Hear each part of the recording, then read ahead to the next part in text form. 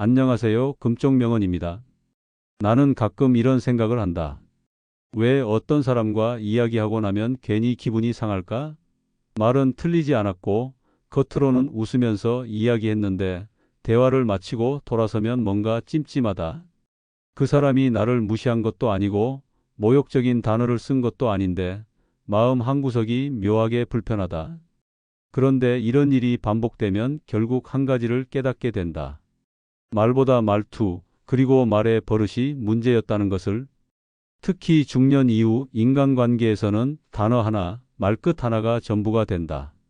한마디 말이 서운함을 낳고 한 번의 반응이 관계를 갈라놓는다. 말이라는 건 참 신기하다. 똑같은 말을 해도 어떤 사람은 마음을 편하게 하고 어떤 사람은 마음을 조이게 만든다. 특히 나이 들수록 우리는 말의 내용보다는 느낌을 먼저 받아들인다.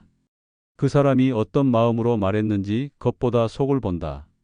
그래서 말투가 건조하거나 반복되는 말버릇이 공격적으로 들릴 때 우리는 점점 피하고 싶어진다. 나는 그냥 농담한 건데 라는 말로는 설명되지 않는 불편함이 있다. 그리고 이런 불편함은 자주 마주하면 결국 피로가 된다. 대화를 할수록 내가 작아지는 느낌, 괜히 지는 기분, 나만 예민한 사람처럼 느껴지는 순간들이 반복되면 사람을 멀리하고 싶어진다. 나는 예전엔 몰랐다. 왜 나와의 대화가 끝나면 어떤 사람은 말을 아끼고 웃음이 줄어드는지를. 그런데 어느 날 가까운 사람이 조심스럽게 말했다. 넌 가끔 말이 너무 정확해서 내가 틀린 사람 같아. 그 말은 충격이었다. 나는 솔직하려고 했고 사실을 말했을 뿐이라고 생각했는데 그게 누군가에겐 상처였다. 말이라는 건 단지 정보를 전달하는 도구가 아니다. 말은 사람 사이의 온도다. 너무 차가우면 거리를 벌리고 너무 뜨거우면 상처가 된다. 그래서 말할 때마다 우리는 따뜻함을 전하는지 거리감을 만드는지를 자주 돌아봐야 한다. 특히 나이 들어갈수록 사람은 말보다 정을 기억하고 말보다 느낌을 품는다. 그 말 맞는 말이긴 한데 왜 이렇게 서운하지? 라는 생각이 들었다면 그건 그냥 기분 탓이 아니라 관계의 적신호일 수 있다. 말의 무게는 나이가 들수록 더 커진다. 말이 많아서가 아니라 말 안에 담긴 태도가 문제인 경우가 많다. 그리고 말버릇은 곧 성격이다. 무심코 나오는 말에는 마음의 패턴이 숨어 있다. 그래서 사람을 보려면 그 사람의 무의식적인 말버릇을 보면 된다. 우리는 종종 이런 사람을 본다. 늘 어차피 안 돼를 입에 달고 사는 사람. 늘 그건 내 생각이지라고 말하는 사람. 처음엔 그냥 습관이라 생각했지만 나중에 보면 그 말이 그 사람의 성격이고 관계에 영향을 주는 핵심 요소였다는 걸 알게 된다. 그리고 그런 말들은 누군가에게는 작은 비수가 된다. 나는 이제야 안다. 말이 얼마나 무서울 수 있는지를, 그리고 동시에 말이 얼마나 따뜻할 수 있는지도. 내가 언제 그랬어? 이 말 한 번쯤 들어보셨을 겁니다. 듣는 순간 말문이 막히고 가슴이 턱 막히는 그 말. 분명히 있었던 일인데 상대는 없었다고 합니다. 내 기억은 분명한데 상대는 기억이 안 난다고 합니다. 이 말은 마치 대화를 갑자기 끝내는 버튼 같습니다. 더 이상 무엇도 말할 수 없게 만드니까요. 그런데 이런 말을 자주 하는 사람에게는 공통된 특징이 있습니다. 책임을 지지 않으려는 사람이라는 거죠. 물론 진짜로 기억이 안 날 수도 있습니다.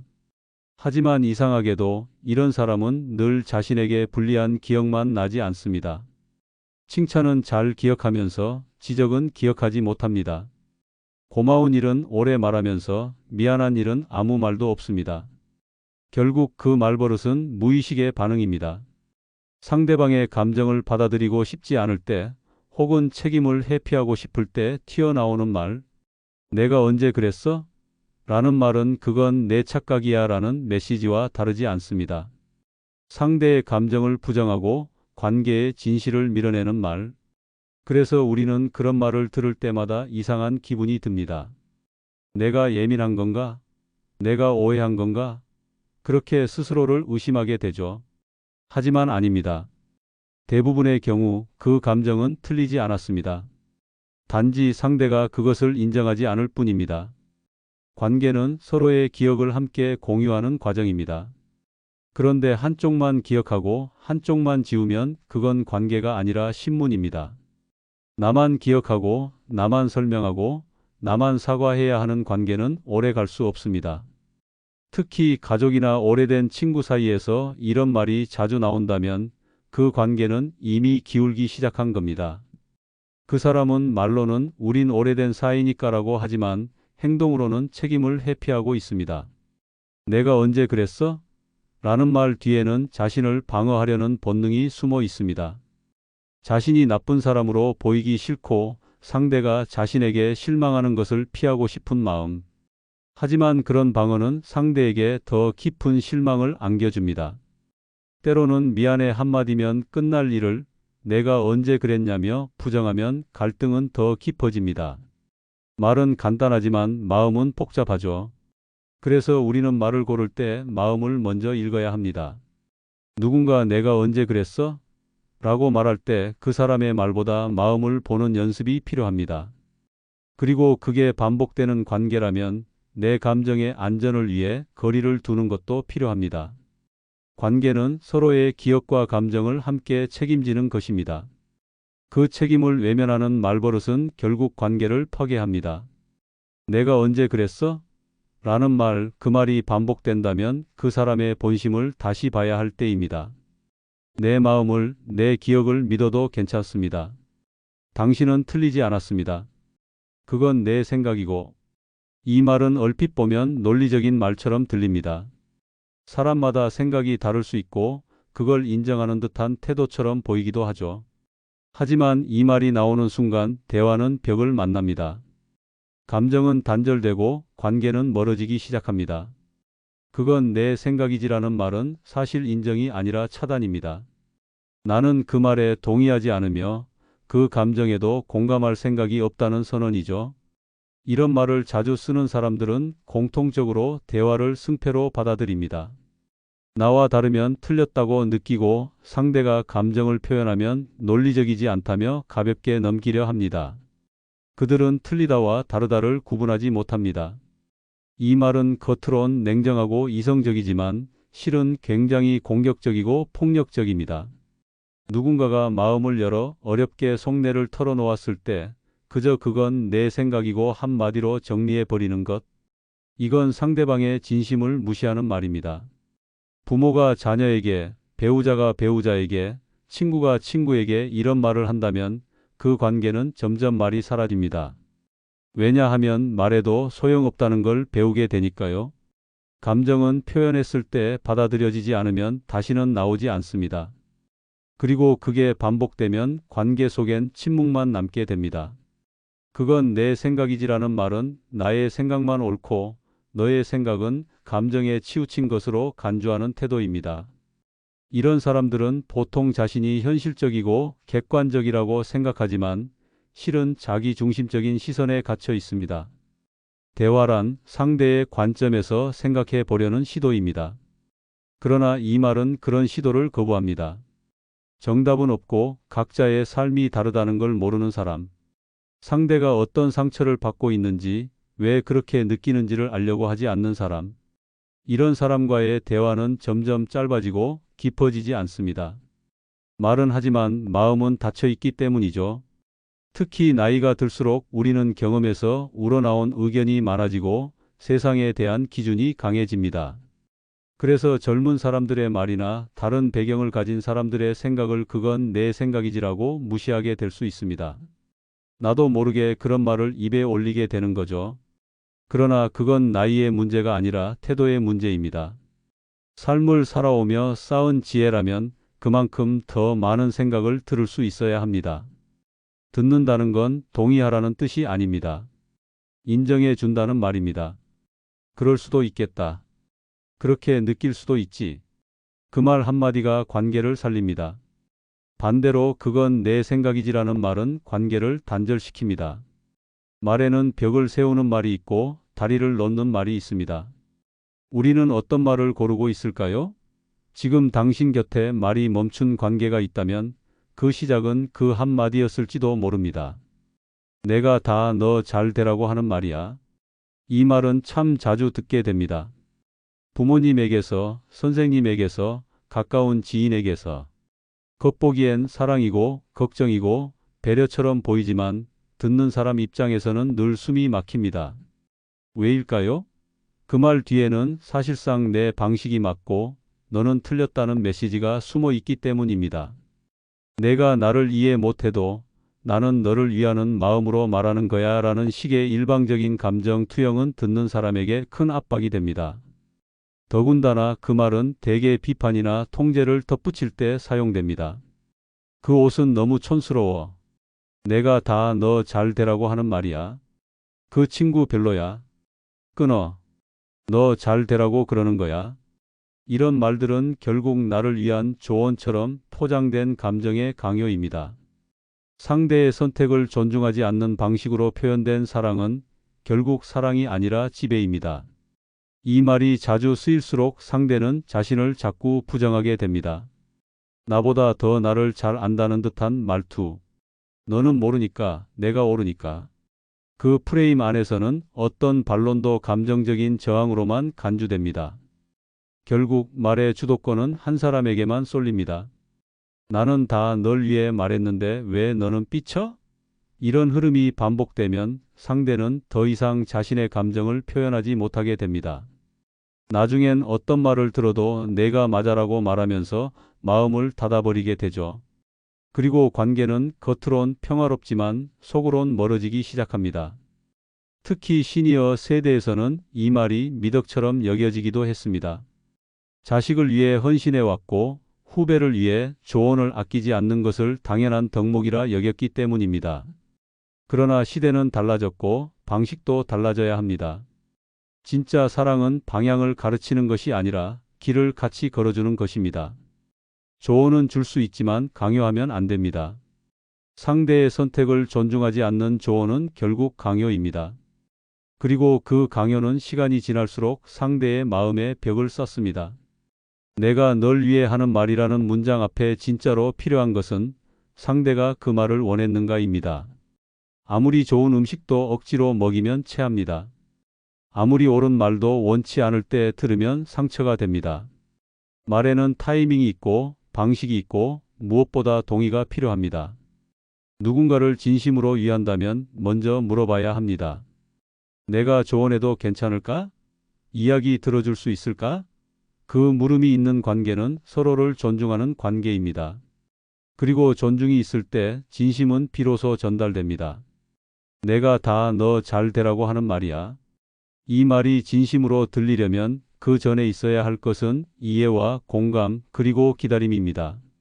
말은 관계의 도구일 뿐 무기가 되어서는 안 됩니다. 그걸 왜 그렇게 예민하게 받아들여?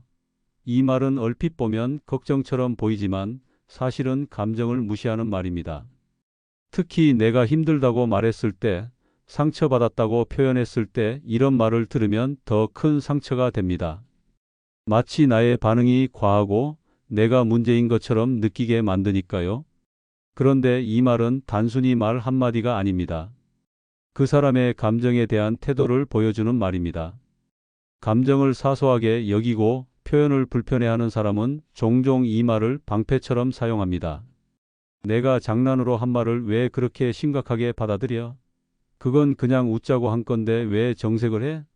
이런 말들은 듣는 사람의 감정을 왜곡하고 반응 자체를 문제 삼습니다. 결국 말의 내용보다 감정의 반응을 공격하게 되죠. 이건 정서적 무시입니다. 상대가 슬프다고 하면 그 정도 가지고 왜 그래? 기분이 상했다고 하면 그건 내가 예민해서 그래. 그러다 보면 감정을 표현하는 사람이 점점 입을 닫게 됩니다. 왜냐하면 표현하면 손해를 보기 때문입니다. 나는 분명히 상처를 받았고 그것을 말했을 뿐인데 오히려 내가 더 민감한 사람처럼 몰리게 되니까요.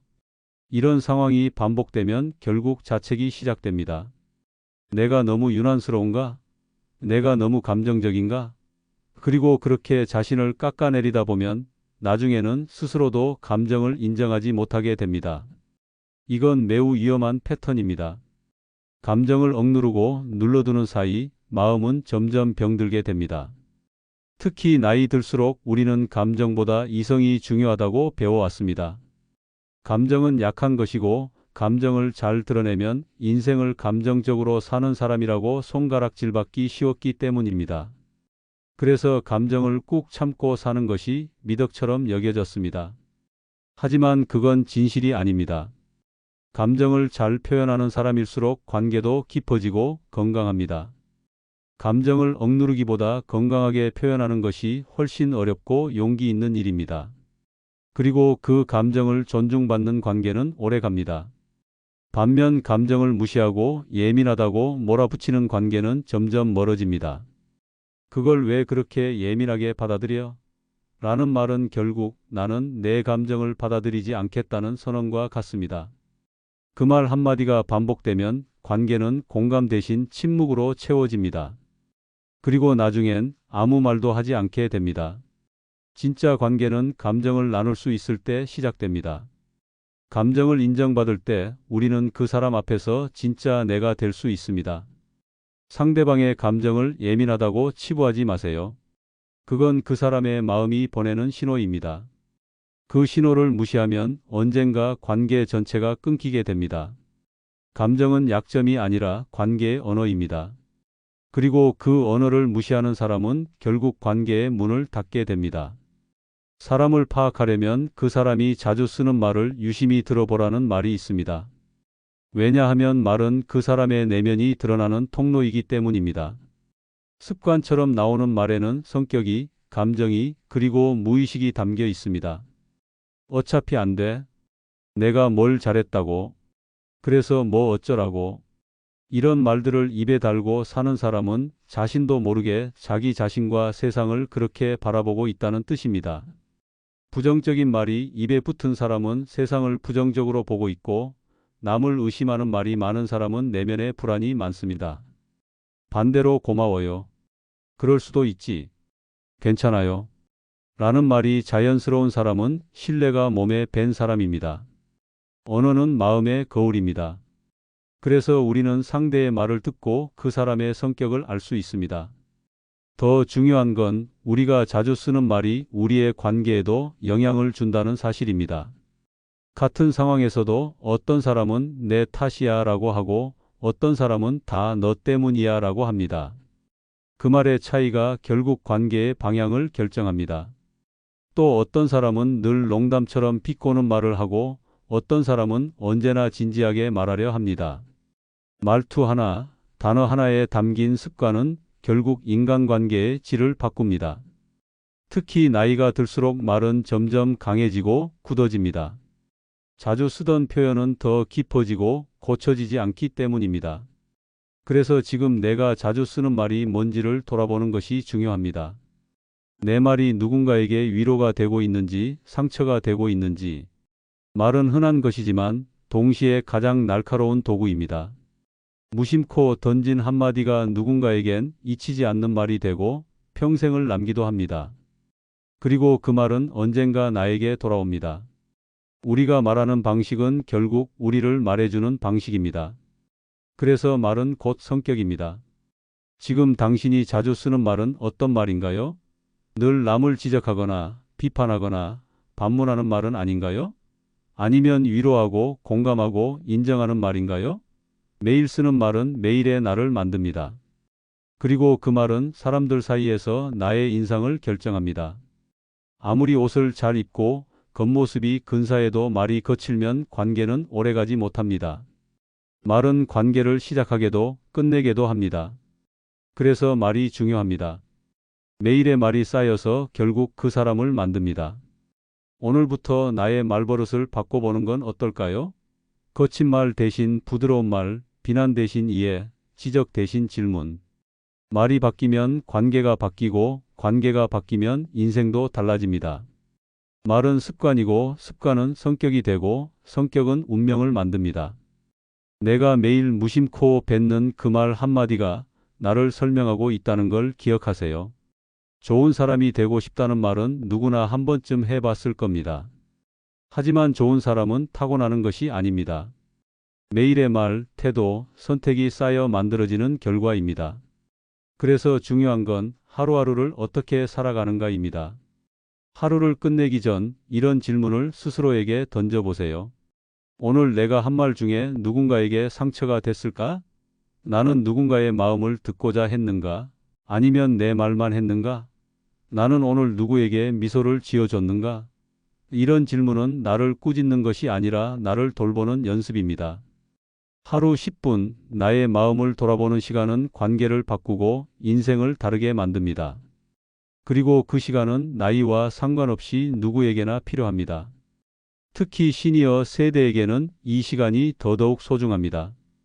지금까지 살아오며 수많은 관계 속에서 주고받았던 감정, 오해, 상처들을 되짚어보며 내가 어떤 말을 습관처럼 해왔는지, 어떤 태도를 반복해왔는지 바라보는 것만으로도 변화가 시작됩니다.